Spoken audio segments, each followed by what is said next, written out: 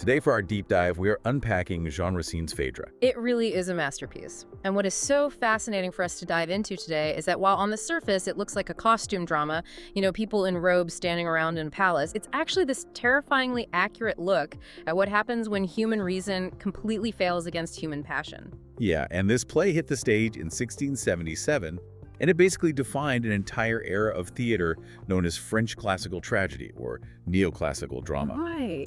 So, our mission for this deep dive is to see how Racine took an ancient Greek myth, something that was already, well, basically old news in the 1600s, and reshaped it into something timeless. Introduction and background sources. Right, so this story has a serious lineage. The source material highlights that Racine is heavily borrowing from Greek mythology. He's essentially standing on the shoulders of giants here. Okay. He's drawing from two major ancient works specifically. Euripides' play Hippolytus, and the Roman writer Seneca's version, which was simply titled Phaedra. Okay, so if this is essentially, I don't know, a cover song of an old hit, a remix, if you will, why are we still talking about Racine's version? What makes this 1677 version the definitive one for so many people? That is the key question, and the answer really lies in where Racine places the camera, so to speak. The source material emphasizes that Racine brings a much greater psychological depth to the story. How so? Is it just like more dialogue? It's about focus. The ancients, Euripides especially, often focused on the external machinery of the gods. They'd say the gods made me do it, or Poseidon is angry at me. Right, the gods as scapegoats. Exactly. But Racine flips the script. He focuses entirely on the moral struggle within the characters. It's deeply internal. So less about lightning bolts coming from the sky and more about the guilt eating you alive from the inside. Precisely. And he adheres strictly to neoclassical rules to do this. Now, without getting too bogged down in theater theory, what that means for you as a listener is that the action is incredibly tight. There are no subplots, no comic relief, no clowns coming out to juggle. It's a pressure cooker. It is a pressure cooker. Yeah. And the heat comes from one central key theme, which is Phaedra's illicit love for her stepson, Hippolytus. Which is the taboo that drives the whole engine. Right. She knows this love is sinful, she genuinely hates herself for it, but, and this is the deeply tragic part, she cannot escape it. She is locked in a cage with her own feelings. That is a terrible position to be in. I mean, loving the one person you absolutely cannot love and being fully aware of how wrong it is the entire time, it's not like she's oblivious. It's torture. It is pure psychological torture. And to understand how that torture plays out, we really need to meet the people trapped in this web. Right. Let's look at the lineup. That brings us to our next section headline, which is character analysis. Obviously, we have to start with the title character, Phaedra, the tragic heroine. Now, looking at the notes, she seems incredibly complex. It would be easy to paint her as a villain. I mean, she's lusting after her husband's son. That's not exactly hero material usually. But the text doesn't really treat her as a bad guy, does it? No, and that is absolutely crucial to the tragedy. If she were just a villain, it would be a cheap melodrama. But she is constantly torn between passion and moral law. Okay. The source describes her as honest yet weak.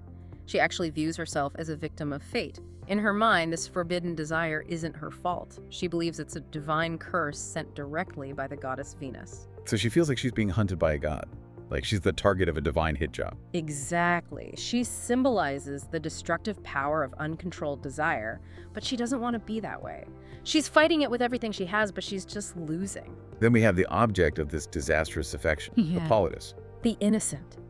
If Phaedra is fire and passion, Hippolytus is ice and restraint. He symbolizes purity. Right. He's famous for rejecting passion, rejecting corruption. He's the guy who spends all his time hunting in the woods to avoid the drama of the court. Which makes what happens to him even more tragic. It's usually the guy who lives by the sword who dies by the sword, but here, the guy who actively avoids the mess gets dragged into the worst of it. He creates a vacuum that the drama just rushes into. He becomes the victim of a false accusation, which makes him the classic tragic innocent. Then there is the king, Theseus, Phaedra's husband and Hippolytus' father. Right. Theseus represents flawed authority. Flawed authority, okay. He is powerful, he's a great warrior, a hero of legend, but he is incredibly impulsive. He shoots first and asks questions later. And as we'll see, that rash judgment, that sheer inability to pause and think, is the mechanism that actually causes the tragedy. And finally we have Oenone, the nurse. Oh, I know, she is the dangerous pragmatist. I feel like every tragedy had one of these.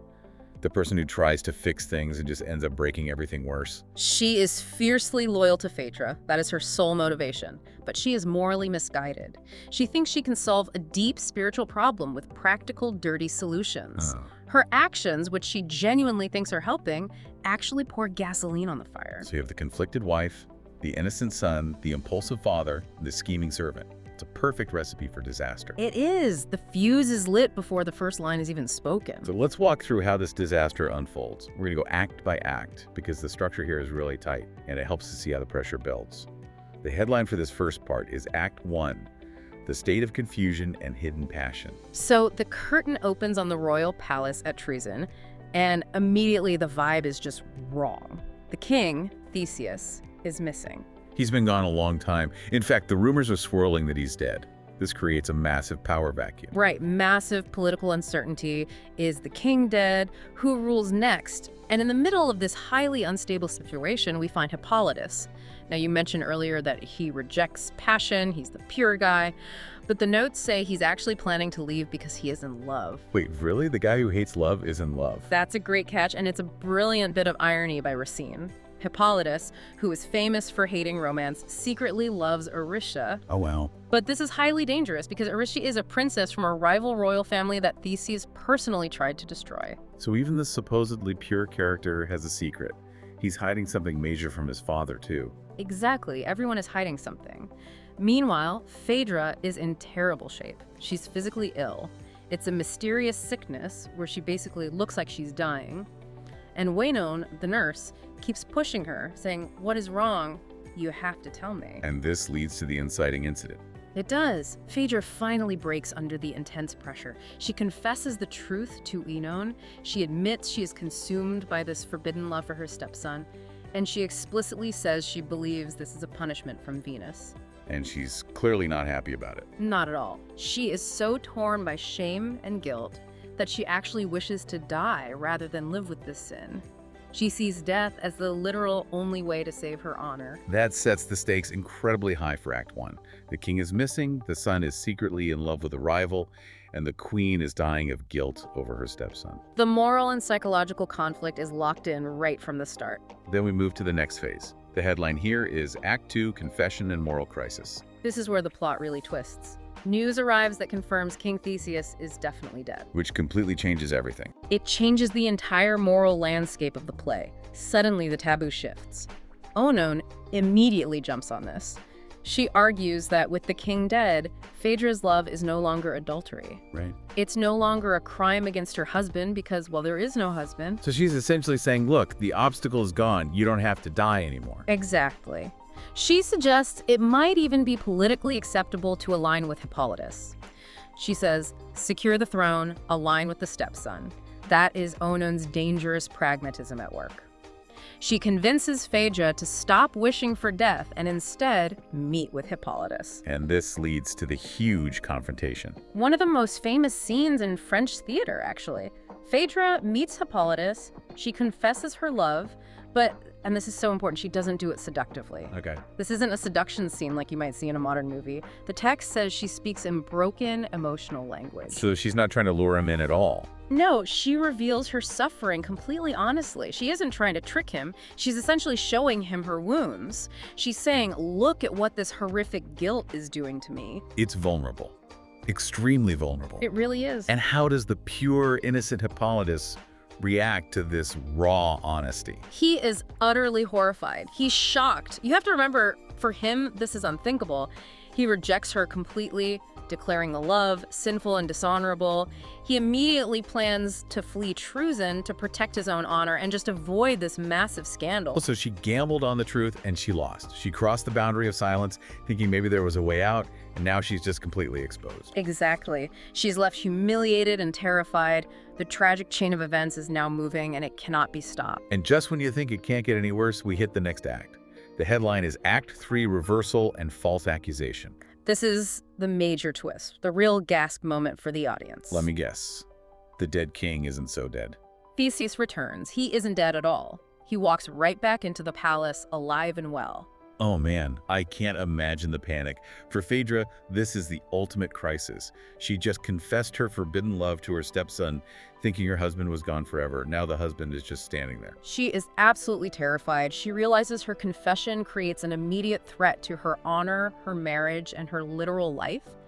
If Hippolytus speaks, she is destroyed. She imagines Hippolytus telling his father everything. She goes into a total panic. She's paralyzed by the guilt. She refuses to defend herself. She just wants to hide. And this is where Oenone steps in again to try and save the day. The betrayal. To protect Phaedra, Oenone takes total control. She goes to Theseus first. She falsely accuses Hippolytus of trying to seduce Phaedra. That is just evil. She flips the script completely. She takes Phaedra's sin and projects it right onto the innocent man. It reverses the moral positions entirely. The innocent man is suddenly painted as the predator. And Oenone does it because she thinks she's being loyal. She thinks saving her mistress's life is worth completely destroying the son's reputation. And Theseus. Does he investigate it all? Does he ask his son for his side of the story? No, he perfectly represents that flawed authority we talked about earlier. He believes the lie immediately, he sees what looks like evidence, he listens to the nurse, and he flies into a blind rage. He calls upon Neptune, the god of the sea, to severely punish his son. He curses his own son. And because he's a powerful king with divine connections, that curse isn't just angry words, it's a real threat. This is the turning point from inner suffering to pure external destruction. And notice how it's all driven by lies and rash judgment. It's heartbreaking because we, as the audience, know the truth. We know Hippolytus is innocent. We're just forced to watch this train wreck happen in slow motion. That dramatic irony creates so much incredible tension, you just want to yell at the characters on stage. That carries us directly into the next phase of the tragedy. Our headline is Act 4, Innocence Condemned and Guilt Intensified. So Hippolytus is formally banished, but here's something I found really fascinating in the notes. He maintains his innocence, he tells his father he didn't do it, but he refuses to tell his father the actual truth about Phaedra's confession. Why? I mean, if I were him, I'd be screaming that she started it and she's the one who loves me. Why does he stay quiet? It comes deeply down to his character. It's what we call noble silence. Revealing Phaedra's confession would completely dishonor her, and it would terribly disgrace the king to know his wife was in love with his son. So Hippolytus actively chooses to suffer the punishment rather than shame his father with the dirty truth. That is incredibly noble, but also incredibly frustrating. It's fatal nobility. It is. He places honor far above survival. Meanwhile, what is Phaedra doing while her stepson is being banished for her own crime? She is spiraling. She realizes the absolute horror of what Oenone has done. Her guilt intensifies massively. She sees that her love has turned into something monstrous that is going to destroy an innocent man. Does she try to step in and stop it? She almost does. She heavily considers confessing to save him. But then, and this is a really dark detail she learns about Risha, she learns that Hippolytus, the man who coldly rejected her, actually loves someone else. Jealousy kicks in. Jealousy absolutely seals her lips. She hesitates just long enough, and then she turns her anger on Oenone. She rejects the nurse, cursing her for her supposed help, and pushes her away. She's finally gaining awareness, but it's just way too late. It is way too late. The gears of the curse are already grinding. And that brings us right to the end. The next headline is Act 5, Tragic Resolution and Recognition. The climax comes via a messenger. We get a sudden report that Hippolytus is dead. The curse actually worked. Yes. As he was fleeing along the coast, a massive sea monster sent by Neptune rose from the ocean and terrified his horses. The chariot crashed violently and he was dragged to his death. Now, the notes mention something really interesting here about classical decorum. We don't actually see the monster attack happen, do we? No, not at all. In French classical tragedy, showing violence on stage was considered extremely bad taste. You never showed blood or dead bodies if you could possibly help it. So this violent, chaotic monster attack happens entirely off stage, and the messenger just describes it to the audience in vivid, poetic detail. Which, in a weird way, almost makes it worse, because you have to imagine it. You have to build the monster in your own head. Exactly. The poetry does all the heavy lifting of the special effects. So Hippolytus is dead. What happens to the conspirators? Oenone, completely overwhelmed by the guilt of her lie and Phaedra's harsh rejection, commits suicide. She throws herself straight into the sea. And Phaedra. Phaedra finally finds the courage she completely lacked earlier. She goes directly to Theseus. She confesses the full truth. She tells him she loved Hippolytus and that he was completely innocent. She takes full responsibility for his death. She takes poison. She dies on stage to cleanse herself of guilt. It's really her final act of true agency. Wow. So nearly everyone is dead. Theseus is left alive, but he is fundamentally broken. He realizes his tragic mistake, his rash judgment far too late. The only thing he can do to restore some tiny bit of order is to adopt Aricia, the girl Hippolytus loved, as his own daughter. It's a total wipeout. It brings recognition and truth, but the cost is absolute. Phaedra as a tragic heroine. Why is she considered one of the great roles? It's because she fits the tragic model perfectly, but with a brilliant psychological twist. First, she is noble. She's a queen, not a common criminal. Second, she has a clear fatal flaw, which is her uncontrolled passion. But the most important part is her awareness. The awareness. You mean she actually knows what she's doing? Yes. She isn't just mindlessly bad. She is constantly at war with herself. She analyzes her own sin while she is actively committing it. She hates the sin, but she commits it anyway. And crucially, she gains full self-awareness before her death. She fully realizes what she has done. Her tragedy is deeply internal inside her own psychology, far more than it is about the external events. Which perfectly leads us to the final big takeaways. Our last headline is Major Themes and Conclusion. If we synthesize all this, the true expert takeaway is that Phaedra is a tragedy of inner conflict. Racine is essentially showing us that passion isn't just a fleeting feeling, it's a highly destructive force. It's absolutely not a romance novel. It's a horror story about human emotions. Exactly. Passion overwhelms reason, it overwhelms honor, and it ultimately destroys innocence. It's almost like the passion itself is the sea monster. That's a really brilliant analogy. The literal sea monster killed Hippolytus physically, but the uncontrollable passion inside Phaedra is what killed everyone metaphorically long before that.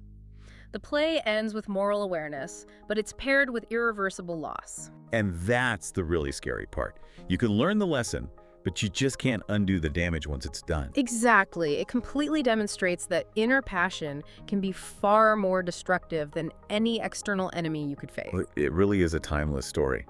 If you enjoyed this deep dive and want to join us for more explorations into literature and history, don't forget to subscribe to our YouTube channel at the end of the video. We've got some great topics coming up for you. Thanks for listening, everyone. Catch you next time.